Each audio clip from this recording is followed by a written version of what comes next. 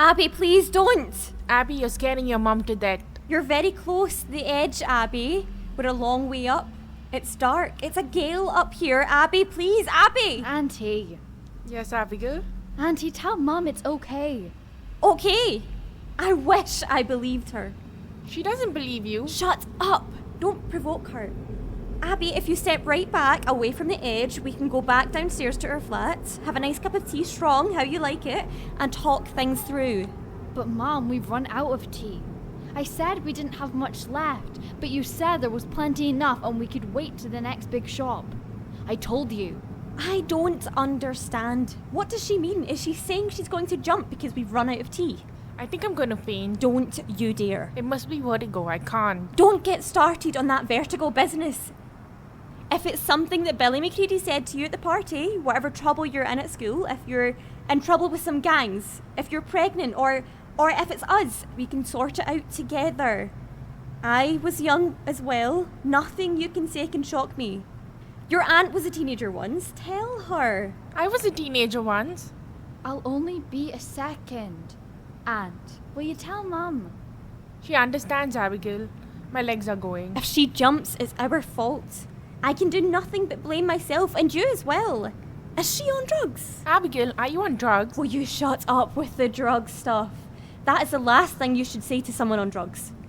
Ignore your auntie, Abby. She's gone mental because the police have stopped the lifts.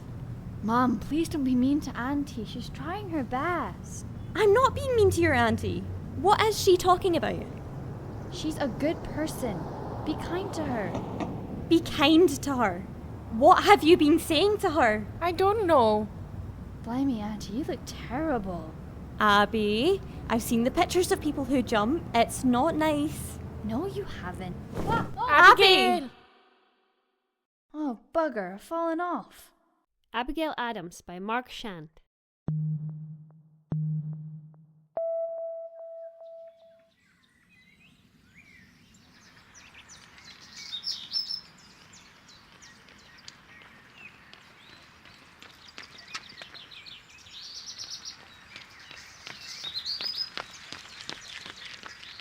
This morning, before I fell off the top of our tower block, Billy McCready chased me for 2 miles. For my new retro red night trainers that Auntie got me off Steve from work, and my cream linen suit that I started to make, but my mum finished. You stay back, Billy McCready. You won't get me or my red retro night trainers. He chased me all the way from the old gasworks and the house that me, Mum and Aunt used to live in before I was born. Well, maybe you know which block I live in, but you don't know how high up. You won't catch me, Billy McCready, because I'm Abigail Adams and I will kick your ass. We're right near the top, but not quite. There's another 6 floors above us. It's still a bloody long way up, mind. Abigail, is that you talking to yourself? Auntie? What are you doing out? Your mum sent me to get some bread from the spa and some of that horseradish sauce you like for your breakfast. But I make my own. I think she reckons it's a bit weird for girls to be making their own horseradish sauce. Hold on there, I'm knackered. Has that Billy McCready been chasing you again? He was after my red retro night trainers and my cream linen suit. I don't think he was chasing you for what you were wearing. Of course. Why else would he be after me? You'll find me dead on these stairs one day. Are the lifts out again? Nothing around your works. The lift, the neighbors giving it at all hours, the drugs and the walk down the stairs. It's a bad area. I quite like it. I mean, there's drug dealers, but if they killed anyone, it'd probably be each other, and according to your newspaper, that's a good thing. And at least the council have painted our block yellow to improve everyone's standard of living. And Mum says all we need is a little civic pride and a few plants around the place. Your mum and her civic pride. She can't see what's in front of her face. Like these girls here that live below us, always at their DIY. Don't knock on their door. They might hear you. Besides, I keep telling you, they're not girls, they're nurses. Well, it's against council rules. But it's not the council who have to live here. And anyway, It's good to have people for the emergency services close by, in case someone cuts themselves or falls off the tower block. Well, whatever you say. They are more used than our next door neighbors here. Nothing but playing his piano at all hours. God knows how he got the thing up here in the first place. What's the point of everybody living together if you can't at least hear them? It makes me feel like I'm a part of a great big family with people you know but never see. But the same song, it drives me mad. Give your mom a knock, will you? I've got my hands full. Who is it? Me and Auntie. Just a second. You know, sometimes I think I'm not made to live this high up. Do you know what I mean? I was alright when we lived by the gasworks, but all the way up them stairs. Your mom, she's fine, but me, do you not, get vertigo and stuff? That's what everyone at school says, but I can give myself vertigo standing completely still in a car park, so makes no difference. Auntie, Yes, Abigail? where's the bread? Don't tell your mom. She'll have a go at me. I'll be back in 20. Bye. Who are you saying bye to? Auntie, What's she forgotten this time? bread. Come inside. It's nearly... What's the matter? You are soaked. I've been running. Running? Was Billy McCready chasing you again? He was for a bit, but I were mostly testing my trainers. Well, don't go wearing them out. You won't be getting a new pair in a hurry. I'm really looking after them. And will you stop wearing that suit? What about all of those other clothes that Steve from your auntie's work got you? Girls your age shouldn't be wearing suits.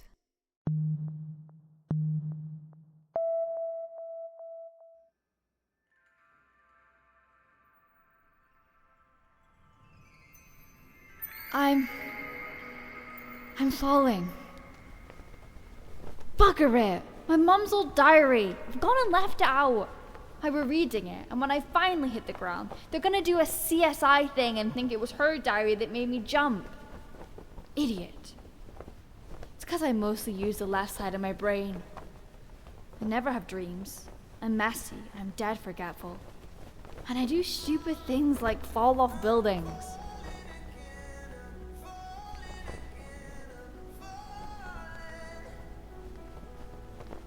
There's music coming from a flat on our right. There's a girl who lives there with her dad. She's about my age. You hardly ever hear her, let alone her music. He must be out. I keep pretending to my mum that I know what really goes on in there. Oh, Abby, the stuff in your head.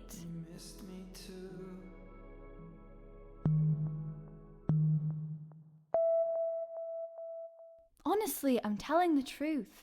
It's a torture chamber where they mangle little children. Sometimes at night, I can hear the metal shackles banging against our wall. The kids are tied upside down, so you can't blame them for getting a bit restless. Don't talk stupid. Her dad always seems very nice when I see him on the stairs. After breakfast, we'll go and get some more rubber plants for your bedroom. Thanks, Mum, but I don't need any more. But your old ones are dying off. Auntie says we haven't got room and that the balcony looks like the Hanging Gardens of Babylon. Oh, what would she know? Your auntie's never been on a plane, never mind to the Hanging Gardens of Babylon. Where have you been? Oh, you know. You forgot the bread again. Abigail, I thought I told you. You always say it's best to tell the truth. Don't be cheeky. Abby, how come you never listen to pop music? Why? It's just a lot of songs about girls. You are into painting pictures now, aren't you, love? What are we having for breakfast then? Egg. But Abby, your friends must like it, don't they? They'll have posters on their bedroom walls, won't they? They'll be... Where are you off to? The balcony, so I can finish the painting. I don't like them runny. Abby don't like them hard. You're fussy, I'm sorry. Go away. You make me nervous when you're looking over my shoulder like that. Abby, shouldn't you be off with your friends? I mean, you're spending all hours painting your picture, drinking tea, and with that suit on. But you said I had to go to Saskia Taylor's party tonight. And I've got to get the painting done before tomorrow. Why tomorrow? It's a present. For yours and Mum's birthday. Our birthday? You didn't forget. No, of course not. Of course we didn't. Now give your mom a hand with the table, will you, love? Just a minute, Auntie. No. I'm training my eyes to focus on the horizon. I've got to develop my sense of perspective. Now means now. 1 second. It might be dangerous to suddenly break concentration. I'll suddenly break concentration, you, if you don't get yourself over here. Gosh, Mum, whatever. Stop saying gosh. What you painting, love? Don't look! It's meant to be a surprise. It wouldn't be so bad if she behaved like a girl, did girl things. She takes a flask of tea to the cinema, for God's sake. I can hear you, you know. Sounds like the next door's back. He'll have something to say about that racket. I mean, what do Abby's friends think? She's got brown teeth, it's disgusting. So are yours.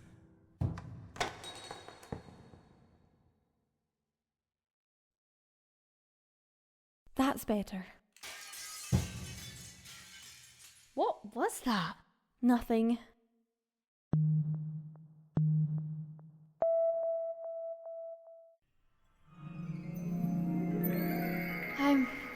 I'm flying. No, I'm not. I'm falling. I wouldn't be so worried about them finding Mum's old diary, but I know they'll make a big deal out of it. What's wrong with knowing what other people are thinking? I always leave my own diary out for Mum and Auntie to read. I even spell check it for them on the computer. You don't have to write everything in it. Mum left loads out of hers, like Auntie's vertigo, which makes it hard for her to use the stairs, and her claustrophobia, which makes it hard for her to use the lift. Maybe she thought it was embarrassing.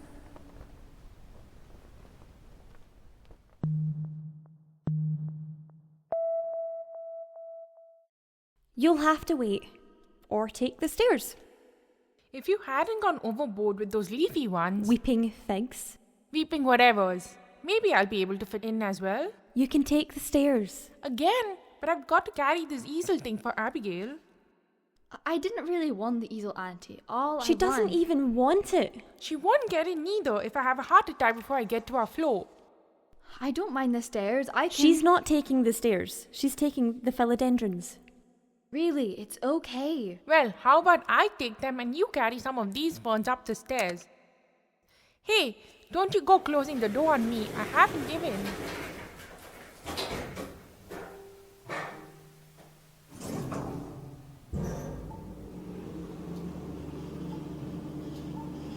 Abby, why did you close the doors when me and your auntie were having a conversation? That weren't a conversation. That were you two getting at each other. Don't be cheeky. We were just talking about plants, and will you put that flask away? Why didn't you have a cup of tea at the garden centre? No one ever makes it as strong as I like it. Still, you shouldn't be drinking tea in a lift. Why? Civic pride. Oh. Mum. Why did you decide to move from your house by the gasworks and live in this tower block? What do you mean? Me and your auntie thought it'd be exciting, living up high, somewhere different. No, you didn't. I cost too much, don't I? Living here's a little cheaper, that's all. I'll hold the lift, leave them outside our door, and we'll go back down and get the rest. Is that why you're mad for flowers and your civic pride? Sometimes you just make the best of what you have. Okay? Yeah. You know, 10 years ago, all people wanted to do was tear these towers down.